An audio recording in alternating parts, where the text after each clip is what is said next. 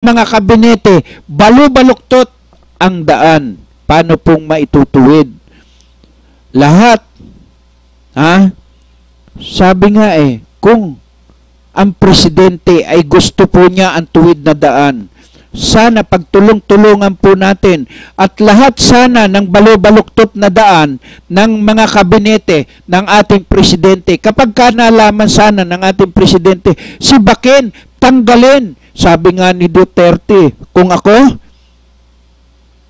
sisipain ko yan. Sabi niya, hindi ko napapangalanan kung sino ang sisipain niya. No? Believe din tayo doon sa kanyang paninindigan. Ha? Ay sabi nga natin, doon sa mga naririnig lamang natin na 3 lamang po ang naglalaban sa ating bansa. Sa taas ng rating, napakatagal na tumaas ang rating ng ating Vice President Jojo Marbinay. Ito, sinasabi ko lang po ito, ha. Kayo po ang mag-isip. Ha? Tumaas po ang rating niya nitong mga nakaraan lamang, no? Napakatagal pong panahon bago po maglabasan niyang sinasabing mga akusasyon sa nasabing sa anak ni Vice, no? Tapos doon naman po ito po ay istorya ko lamang po, kung tatanggapin po ng taong bayan. Ganito po. Pagdating ng araw, no? Ay tayo rin po ang magdudusa. Sabi nga ni Supremo Mickey Mouse, taong bayan ang laging nagdudusa. Tama. Sapagkat ang ating mga anak, ang ating mga apo, pagdating ng mga korupsyon na yan, at hindi nawala ang korupsyon sa buong Pilipinas, naku, Diyos ko day. O ay di wow. Sabi nga ako para sa akin, naniniwala ako doon kay Supremo Delta, sa kanyang ipinaglalaban noon pa hanggang sa ngayon, no? Kaya tayo, sabi ko nga ako ang mga gusto ko, yung fighter, lumalaban, ipinaglalaban ang taong bayan, no? Kaya nga sabi ko sana lahat ng mga kagaya ng RAM party list na yan, sila po ang maluklok diyan sa mga matataas na posisyon sa ating bansa, no? At yan po ang isa sa pinakamaganda na layunin natin. Sino? Okay, Ernie, maganda nga po siya. Yes, magandang hapon sa iyo, kapatid Eddie Rosales, ano? Okay. Baka mamaya ay magtungo ako sa taklapan ni Major Jack Yagi ng Plaza Miranda, no? Okay. Alam mo, nagkaroon ng konting problema at sa bahagi ng Smoky Mountain, pero na-resolve pa naman ito. Oo. Dahil nga itong walang pakundangan na mamaril, na napakalaman natin, ito yung alias Iko, no? Oo. Pinag-iingat natin mga kababayan dahil ito ay armado ito ng baril. Oo. At may own information sa mga ilang mapagmasya natin mga kababayan. Okay. Ay hindi pa yata nahuhuli ito. Okay, anong pangalan? Pero alias Iko lang ang nalaman ko dahil may pinatay ito, may binaril. Pero gumagalaw naman ang kapulisan natin. Okay. Lalo na kay Teniente Aliado. Okay.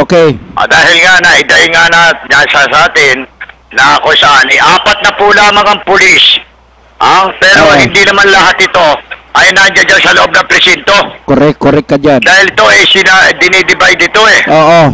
Kaya yung mga kababayan natin, pagka nagre-reklamo, pinaliliwanag ng lingkod na hindi po lahat ng 4 na po na yan ay sasagupa sa mga kalabang ng lipunan. Correct. At by ship yan kabababa lang ni Colonel Makapas ng Station 11, nandito ako. Oo. At kung may pagkakataon tayo kay Major Giagi, ay pipilitin ko maipasok siya. Okay, pasok mo at napakahaba ng oras natin hanggang alas 5 Okay, tayo. maraming salamat. At yung kapatid na di ba, na inauna na sa Plaza Miranda. Okay. Dahil kasi marami mapangusig Hindi natin malaman kung meron silang kandidatong ilalagay na bilang hindi natin malaman. Okay. Kasi sabi ng ilan, baka kaya ganyan, ay meron mga magagaling na manok. Hindi ako naniniwala doon. Hindi totoo yan. Oo, dahil kasi katulad ni Major Jangyagi, kauupo pa lamang nito at pinututukan nito yung mga hold-upper. Oo. Kaya yung minsan, yung mga nakasibilya sa loob ng presinto, akala siguro nagbibiro tayo, Oo. hindi nila alam, pwede tayo magparating ng sumbong sa mataas na kinauukulan. Correct ka dyan. Katulad nung isa nating ginawi ng isang Sargento de Mesa dyan, hindi ko babanggitin ang pangalan niyan. Huwag mo nang banggitin yung pangalan ng tarantadong yan kasi para hindi na sumikat yan. Pero ibubulong natin yan. Pero naging ibubulong. mabait sa akin Huwag na, hayaan mo na siya. Hindi na Hayaan na kailangan lang natin. hayaan mo na yan.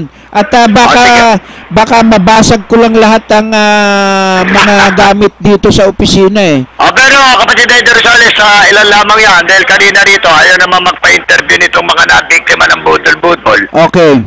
For security reasons siguro, kaya ayaw. Oo. Dahil maraming kaganapan, lalo na yung marijuana na yan. Oo. Hanggang ngayon, marijuana pa rin. Alam mo kapatid, ang Station 11 nakahuli raw yan na nagmamariwa ng Pulis Pasay. Paki-follow up mo nga yan. Ganun ba? Oo. Nakuha ba yung pangalan ng pulis kung sino itong pulis natin na to? Hindi ko nakuha pero kumpirmado na Pulis Pasay yan. Tama Pulis yan. Pasay, Oo, para mahuli na yung mga protector ng mga drugs na yan. No? Alam mo, kinukuha ko pangalan lahat ng pulis dito Oh, tama. Maging pulis woman Kunin mo lahat yan. Yung iba kasi, itong mga sibilyan, hindi ko mga kilala tinamaan na magaling na ito. Oo, at Akala siguro, naglalaro tayo ng ping-pong, ako, hangang-hanga ako rito kay Sargento, Langkay. di bale, Ito yung madalas magpagamit ng tatlong K, komunikasyon, koordinasyon, at kooperasyon. wag lang yung isa. Wag lang yung isa. Hindi na ngayon suplado sa akin. Wag na, hayaan mo na magsuplado siya o hindi. Basta Sige, ibubulong natin muli yan. tayong bibitaw sa ating komunikasyon, Okay. At alamin pa natin to kung sino yung mga talaga matitikas, Okay, Lugar okay. ng Pasay, kung nakikinig yung pulis na yan, sa Pasay, ang ating buting alkalde dyan, sana, i-dismiss mo na sa pagkapulis yung mama na yan. Alam mo, madidismiss na yan. Dahil Kaya yan. mag-iipon-ipon kami, bababa tayo dyan sa kusang presinto yan. Station At 11 alamin daw. natin yan sino yung nagmamariwa ng pulis na yan. Sakop daw ng Station 11. Sa Station 11? Yes, Sa Pasay, Pasay Ako Police. bibitaw, kapatid na Eddie Rosales, at Okay. magtutungo ako sa Plaza Miranda na kung saan ay nakatabay ang ating kapatid na Eddie Bal. Kung may pagkakataon, kukunin ko si Major Jangyagi. Okay, kunin mo. Kukunin ko yan. Dahil Correct. kapag ang tinututukan itong maman to, yung mga hold-upper, snatcher. Okay. Ako sino man ang sinisenaryo dyan, aasintahin ko at susumbong ko sa'yo. Correct ka dyan. Sige. At, Pansamantalang bibitaw ang inyong lingkod para sa Wabaksong Balita Kakampi bilang amaka ng programang ito. Pero bago ang lahat, bago ako matapos, pinasasalamatan ko uli si Sargento Langkay sa paggamit ng komunikasyon sa Okay. pagbabalita. Okay. Ito po naman ang inyong lingkod, Ernie Buwan, reporting. Okay, maraming salamat, Ernie. Yan po yung ating investigative reporter, Wow, at yan po ang kanyang report, para nawala yung aking mic, At okay, at yan bakit nagkakaroon ng multo,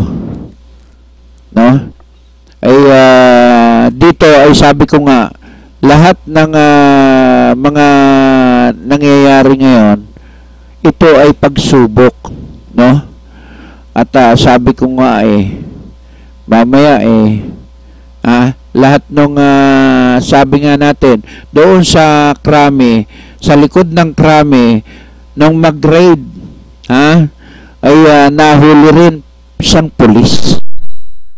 Sa Maynila naman isang pulis din, ay aywan ko kung bakit, bakit karamihan ng gumagamit ng bawal na gamot ay pulis pa rin, nawawala, no?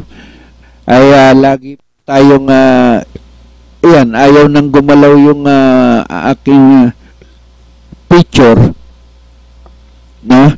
At siguro hanggang sa kasalukuyan ay yun lahat ng nakikinig at nanonood ngayon sa programa ko, ha? Ay pasensya na kayo, ha?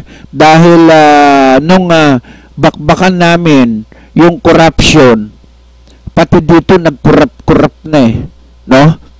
Ay matindi talaga ang connection ng mga taong may kaugnayan sa corruption, no? Kaya yan ay lahat po yan, no?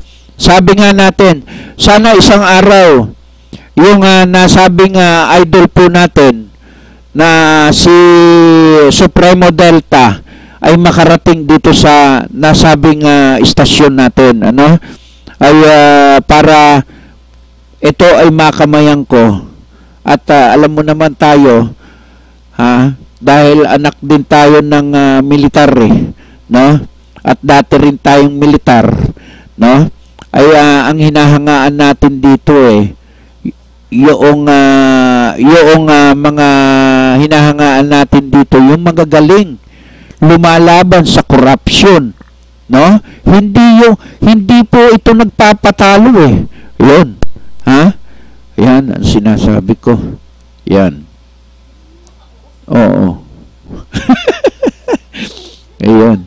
Oh, kita mo. Kung hindi, may multo, no? Oo. Ay, oo. Oh, baguhin natin yung topic natin. Huwag na yung corruption, mga magnanakaw na lang. Oo. Ayan, kita mo? Pati yung mic namin, no? Dahil ayaw po ako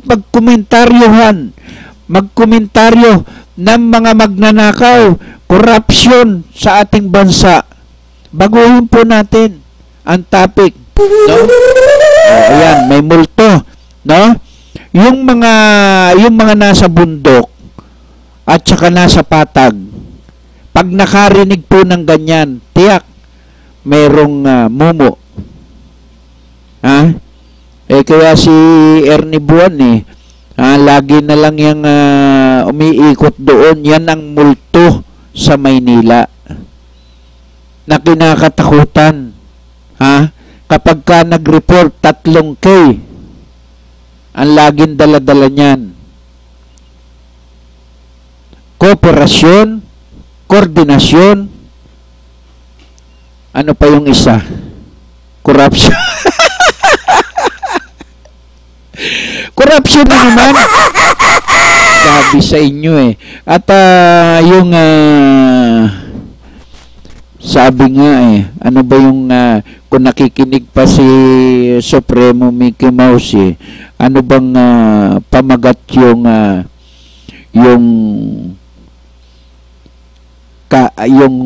huling patak ng dugo ng mga guardian, kasi hindi makapa dito sa istasyon, no? Parang o kaya yung kawal, patugtugin mo nga yung kawal.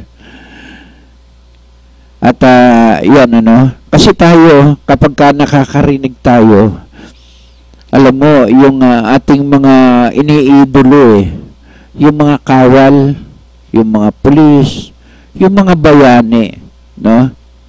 Kaya nalulungkot ako kapag ka may mga nahuhuling pulis tungkol okay? Okay. Kawal ang tatay ko. Yan, ano? Oo, meron? Okay. At para sa lahat ng guardian sa buong mundo, ang huling patak ng dugo. Go. Para sa inyo po ito, no? Para gisingin natin yung mga natutulog na dugo ng mga guardian, no? Ay para sa ating Supremo Mickey Mouse, O may putok agad. Ayan. Okay, go. Mga kasama at itong ating samahan. Luwalat nagkakalain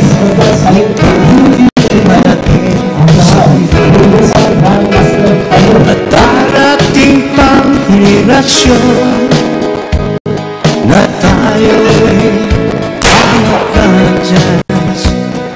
Mga Pilipino at nagtataysa, katulad ng lahing Pilipino, magigiting at maalam na nakapagtanggol ng bansa at lipunan.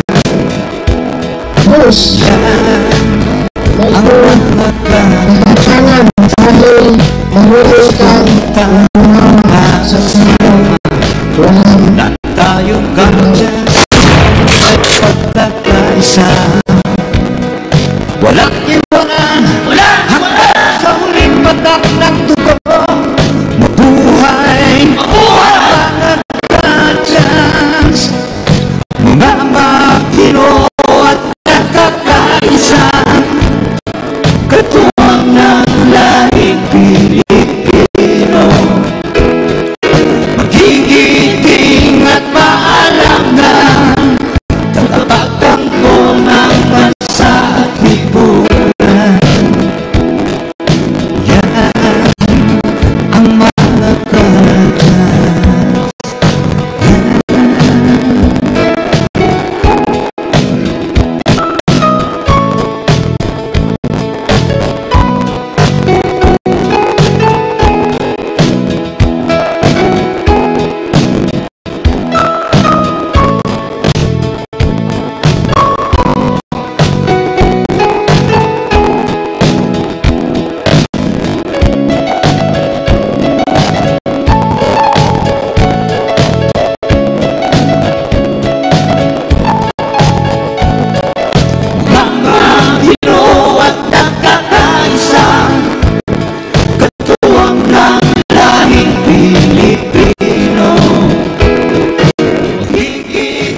Okay, balik po muli tayo, no? At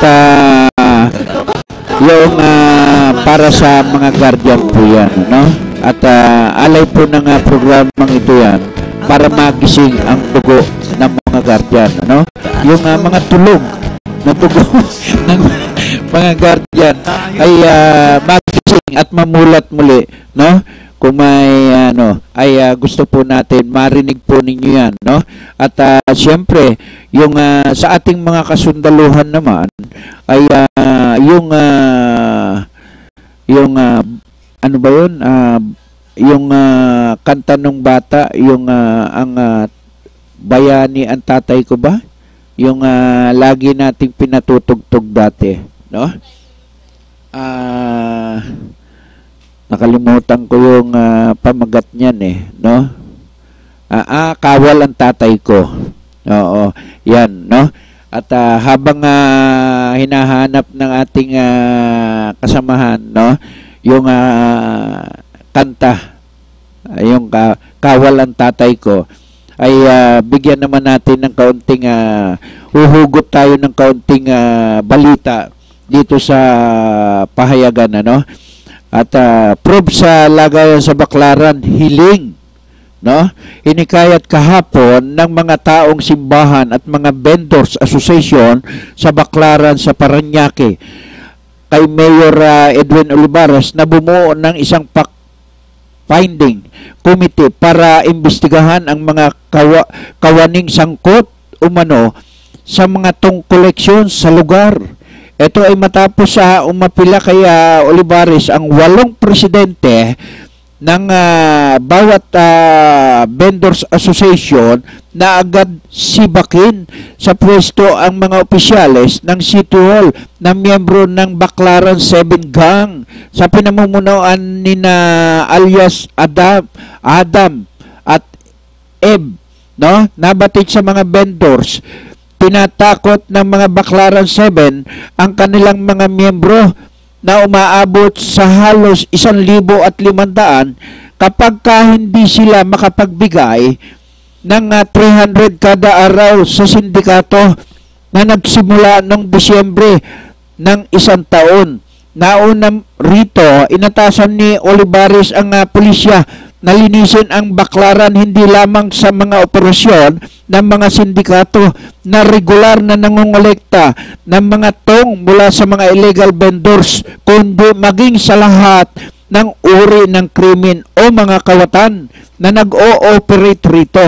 Naalarma si Olivares sa mga pahayag ng mga vendors na nagbabayad daw sila kada araw sa mga leaders ng Baclaran 7 kapalit ng pagtitinda sa lugar na kontrolado umano ng grupo ang lugar at nagre-remit sa ilang personalidad sa Parañaque City Hall kada linggo. Ibinunyag din ng mga stall owner na regular silang nagre-remit ng halagang 300 araw sa isang alias Jojo para sa kanyang agarang aksyon.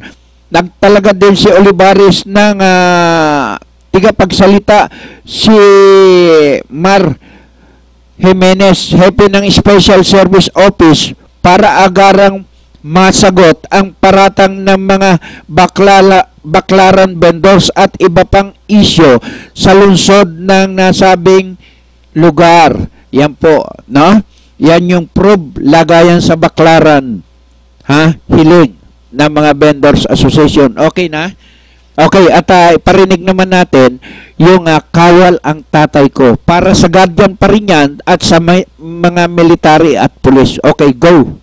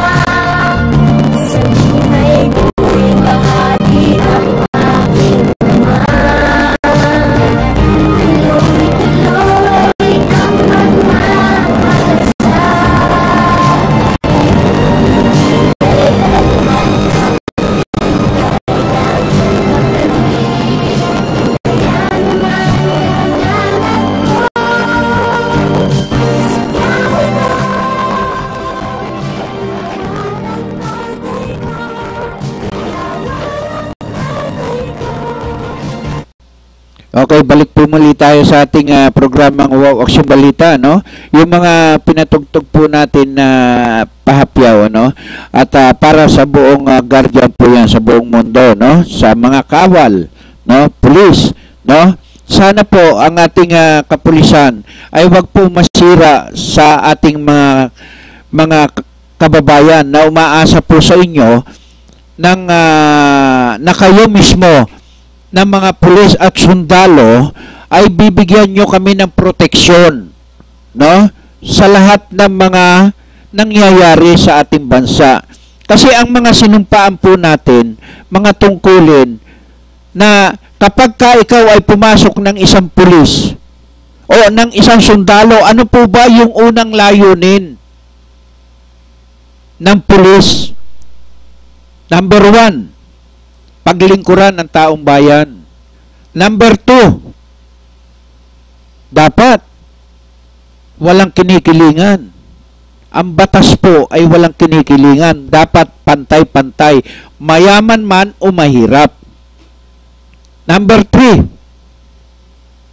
dapat pagka nilapitan at hiningian kayo ng tulong, umaksyon naman po kayo. Ang nangyayari po ito yung istorya ko lamang po yung ngayon na nangyayari. Hindi po yun noon. Pagkatapos po ngayon, nangiistorya ko sa mga nakikita po natin bilang isang media, parang wala po tayong mapaniwalaan na no? Sa bagay, hindi po lahat ng ating kapulisan o ng ating kasundaluhan ay bugok at wala pong silbi. No? Sabi nga wag tayong magagalit, no? Yung mga sinasabi po natin, no? Yung karamihan natutulog sa pansitan. Kapag ka nakahuli, binabangketo. No? Yan ngayon po yan nangyayari. Etong nangyayari ngayong panahon na to. No? Ito'y kinikwento ko. Yung talagang nangyayari ngayon. Kapag ka ikaw ay humingi ng tulong at ang hihingian mo ng tulong, kasabwat yung nasabing inirereklamo mo, tiyak, wala kang aasahan. No? Mga nangyayari ngayon, kagaya ng mga operation ngayon sa iba't ibang lugar ng ating bansa, papasukin ng bahay, tapos sasabihin nandyan, meron kami nakuha ang impormasyon na meron ditong drugs o kaya baril. Paano mong papapasukin? Ayaw nga papasukin, pero pinipersa. O ganyan po tayo ngayon. No? At kapag ka ikaw naman, ngayon, kapag ka ang nahuli, ay walang pera, antimano, kulong ka. Wala nang tanong-tanong, permahan mo to. Ikaw talaga, wala kang dala, lagi ka na lang ganyan, sangkot sa kung ano-anong kaso. Sige, kulong yan. Ganyan, kapag ka walang pera. Pero kapag ka may pera, ang nahuli, ganito po ang estilo ng ating kapulisan. Sir, upo po kayo. Ang gagalang, di po ba? Sir, upo po kayo. Ano po ba ang nangyari? Ano po ba ang nangyari? Bakit kayo nandirito? Nireklamo ako Ay, sir, ano po ba? May abogado po ba kayo? Meron. Antayin ko. O sige, sir, at tawagan niyo po yung abogado ninyo.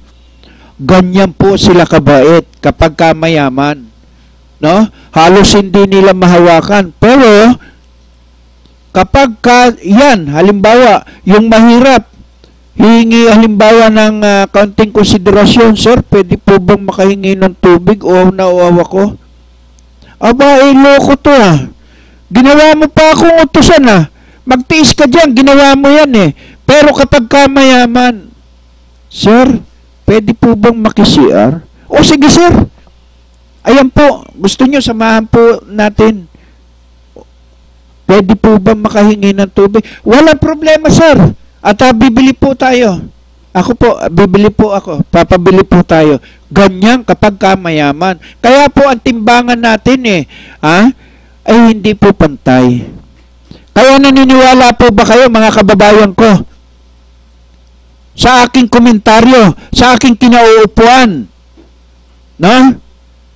Kung hindi totoo ang sinasabi ko, tamaan na po ako ng kidlat dito sa kinauupuan ko. At karamihan po na nakakulong sa Muntinlupa, sa iba't ibang lugar dito sa Pilipinas, karamihan po walang kasalanan. Bunga lamang nang wala silang kakayahan at wala po silang makuhang abogado dahil wala po silang kahirapan. Naniniwala rin po ba kayo na karamihan na may kaso na mayayaman o milyonaryo, nasaan po? Nasa labas. Kahit nakita na nila, may witness na, pero hindi pa rin po nila maipakulong. Bakit? May sariling abogado, di kampanilya eh. Oh, di ba? Ay nakita nyo yung nangyari doon sa Zamboanga na napakaraming mga media ang pinatay. Maraming mga sibilyan, maraming pulis. Oh, di ba? Kaya hanggang ngayon, nakamatayan na po. Marami na rin pong namatay. Kaya napakahirap po dito sa Pilipinas ang ating batas. Laging ang mayaman ay ganyan po. Nasaan po ang mayaman? Ito po. Ang mahirap po, lagi nandito. Bakit po ganon? No? Sa 1,000 nakakulong sa Muntinlupa, sa 1,000 nakakulong sa Muntinlupa, siguro 75% ang wala pong kasalanan. Kahirapan lamang kung kaya sila'y mga nakakulong. Diba, ang sabi nga ni Attorney Preseda, karamihan po ng nakakulong dyan. Dapat palayain na po yung mga yung mga talagang nagsuffer na po at imbestigahan, mag-re-investigation uli at bigyan po ng parol yung mga karamihan ng may sakit na. Kaya bilib po tayo kay Attorney Preseda sa kanyang kampanya. Na kaya kita mo, kapag siya ay pinagtatanggol niya ang isang tao, di ba? Noong nakaraang hinimatay siya. Dahil gusto niyang ipaglaban yung karapatan. Para tayong nangangampanya eh. No? Karapatan ng isang tao para makapag-aral at makapagtrabaho. Biruin mo, isang pagkakamaling napakaliit, hindi lamang nakapagpaalam, tinanggalan mo ng karapatan. Ayaw mong bigyan ng certification. Diba? Napakasakit. Napakasakit po. Kaya tayo, sana kapag tayo ay ang ating mga nangyayari sa ating bansa, sana naman makita naman po natin yung katotohanan.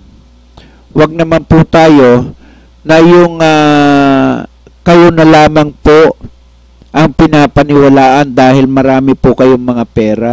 Pero kami po, na wala naman pong pera, ay ayaw na pong paniwalaan. Lalo po yung mga nag-iimbestiga na yan, no? Ay sasabihin, naku, lagi ka na lang ganyan eh. Lagi ka na lang pasimuno sa gulo. Pero ang totoo, wala pong nagagawa yung tao. Dahil lamang sa takot, tumakbo. No? Dahil hindi sanay nga sa gulo. Pero yung sanay sa gulo, hindi po tatakbo pa, panoorin pa yan eh. Kung nakikita mo yung mga karamihan ng hold up ngayon, nakita mo, yun ang agaw doon sa Mindanao, no? Ay yung kinuhang mga Amerikano at isang Pilipina. Oh, nakita nyo, di ba? Naglalakad lang. Sino-sino yon? Kaya hindi ba parang bakit nangyayari po yung gano'n? Sinasabi ng isang kernel na tigapagsalita na mahigpit ang seguridad sa island na yan. Kung totoo yung higpit ng seguridad, bakit napasok yan? O, paano nakapasok yan? Ay armado yung mga taong yan. Kung totoo na yan ay napakahigpit ang seguridad. Eh baka muro-muro lang yan eh. Yung seguridad na yan. No? Kaya po tayo, sabi nga natin eh, karamihan, kung hindi mo makikita ang mga pulis, nagte-text, nagkikwentuhan, paano nila makikita yung mga nangyayari? Dapat, kapag ka nag-duty ang isang pulis o sundalo, nakaharap sila doon sa tao. Hindi po yung nagkikwentuhan sila. Dapat ipagbawal yung kwentuhan eh. 8 oras o 12 oras silang nag-duty. Dapat naglalakad sila at nagpuput patrol, no? Tinitingnan nila kung ano ang mga nangyayari sa kanilang kapaligiran. Hindi yung nangyayari ay nagte-text lamang kayo, no? At uupo pa kuya-kuya-koy, nagpapalaki lamang po kayo ng kuwan. O, di ba? Kaya yung mga opisyal doon na nagpapalaki lamang ng tiyan sa kanilang air-condition room, naku, mahiya naman po tayo. No? Hindi na po uso yan. Malapit na po ang 2016. Malapit na rin pong kalusin ang lahat ng mga hindi dapat manungkulan sa ating bansa. Sana ako, panalangin ko, lahat ng magagaling na mga politiko na tatakbo ngayon, sana sila ay manalo. Lahat ng hindi po magagaling, sana ay matalo. O tiyak, kapag kayo narinig sa programa ko ng mga kandidatong ipinapanalangin ko na wag silang manalo, galit yun sa akin. Pero doon sa mga sinasabi ko na malinis ang budhi at laban sa corruption, bay tuwa yun. Dahil yung mga lalaban sa corruption na siyang mananalo ngayon 2016, abay matutuwa sila 100%. Pero doon sa mga sinungaling, durobo, mandarambong, magnanakaw, aba, wag na po kayong tumakbo. Baka hindi na po kayo manalo. Yan po. At kasi ibubulong ko po yan lagi sa programa ko.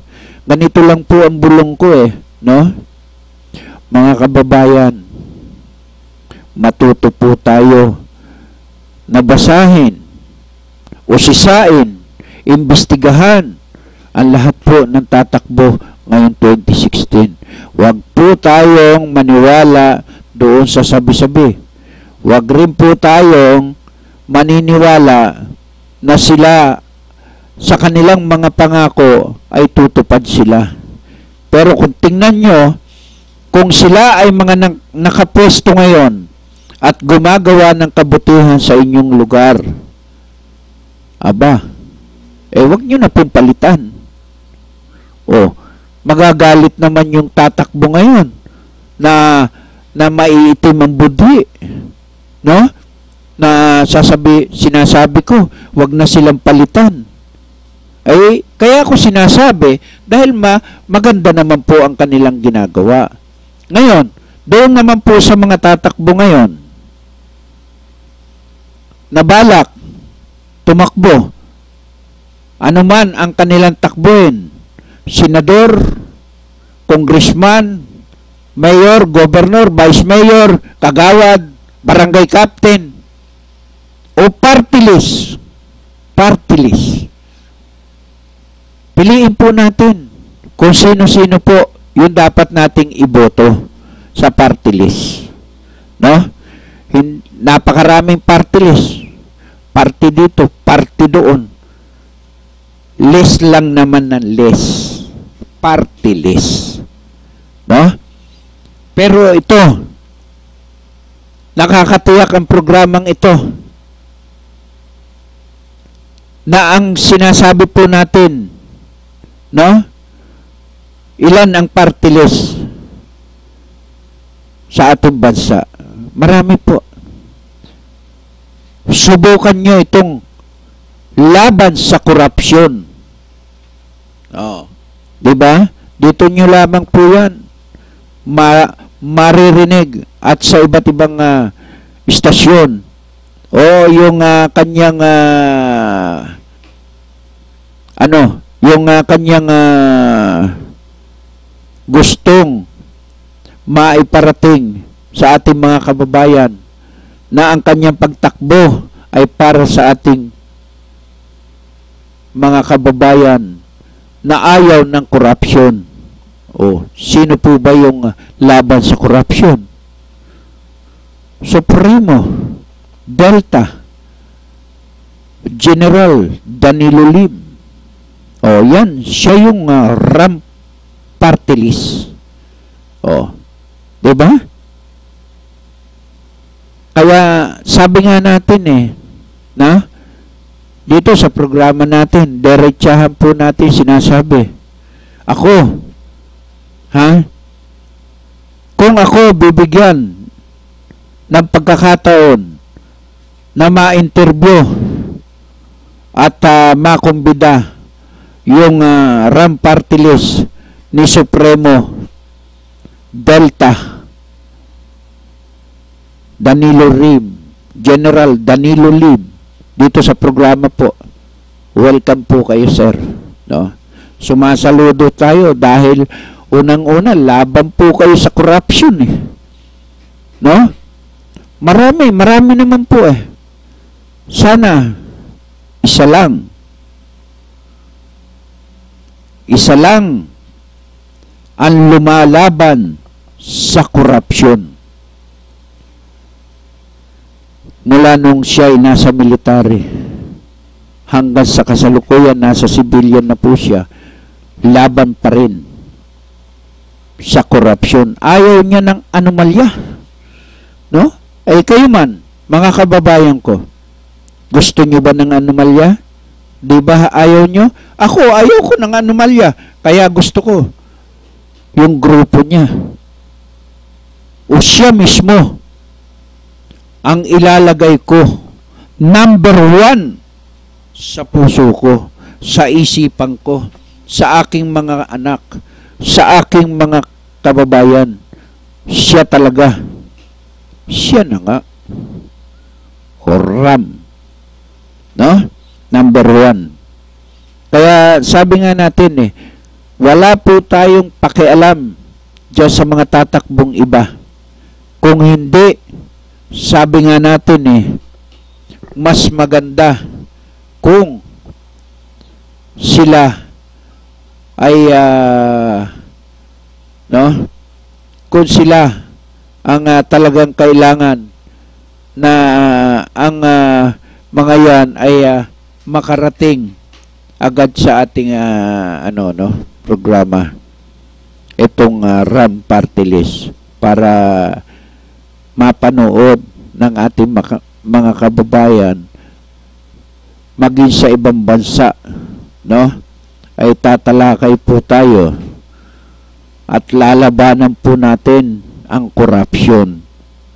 Ang programa pong ito ay wala pong pinipili ito, maging mahirap man o mayaman.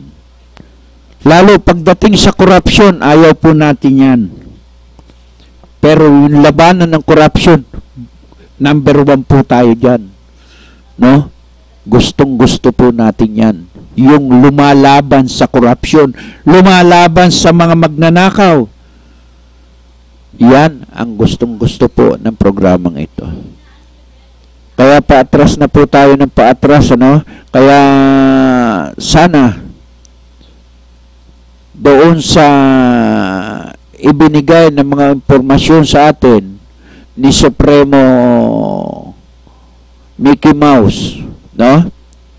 Ay salamat, no? At At binabati natin ang buong grupo ng guardian sa buong mundo, no? Ito lang po ang masasabi ko.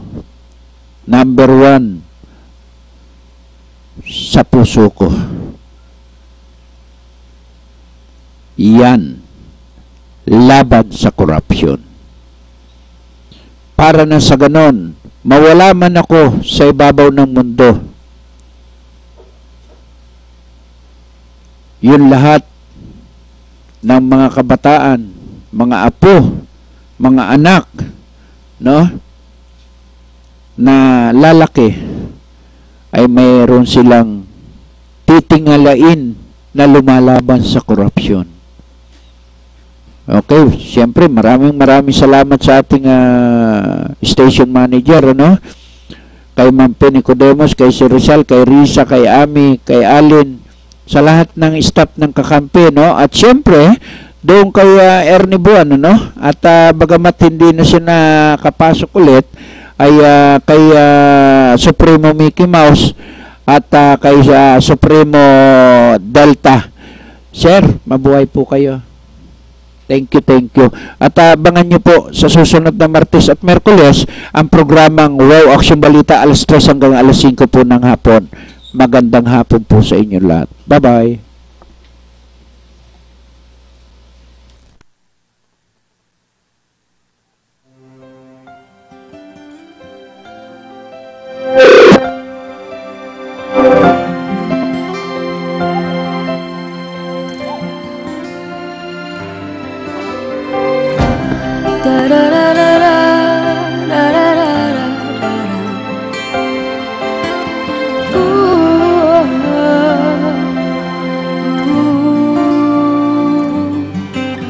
Sa puso, sa isip at sa panaginip, kasama kapiling kita.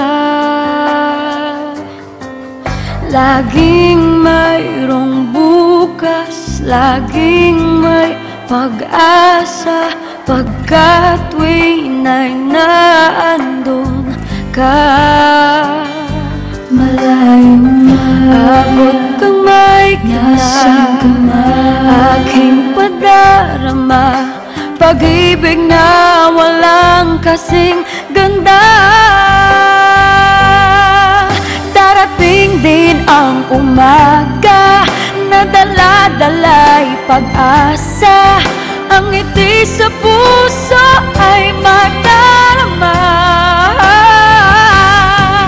Araw ay muling sisikat, tanglaw sa bagong pangarap, dahil kahit kailanman o nasan ay abot kamay kita.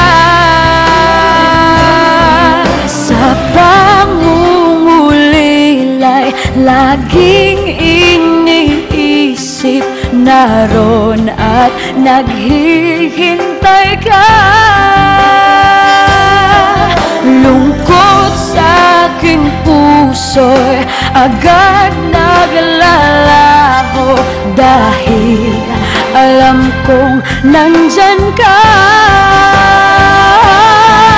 Darating din ang umaga na dala-dala'y pag-asa, ang ngiti sa puso ay madarama.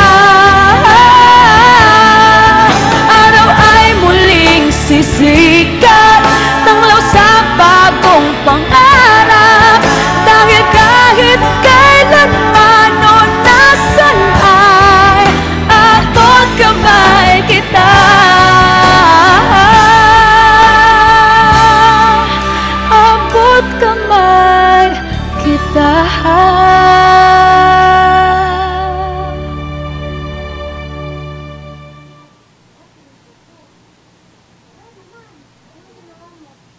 Pabahay ang pangunahing benepisyo ng Pag-ibig Fund, pero marami sa atin ang may pangangailangan sa kalusugan, edukasyon at pang-araw-araw na buhay. Kaya ngayon, may Pag-ibig Loyalty Card. Sa Loyalty Card, maraming gamot, mas mura.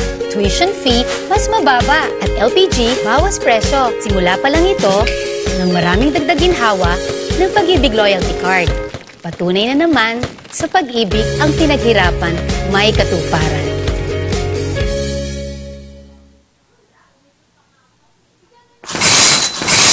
Eto na, kalusugang pangkalahatan. Binibigyang halaga nito ang pagkakaroon ng PhilHealth Card ng bawat Pilipino. Kapag may PhilHealth Card, tiyak na makakatanggap ka ng maayos na serbisyong pangkalusugan. Di na problema ang pagpapagamot sa ospital. At kahit si tatay lang ang miyembro, ang buong pamilya kasama sa benepisyo. Kaya dapat may PhilHealth Card tayong lahat. Mag-enroll na sa pinakamalapit na PhilHealth office.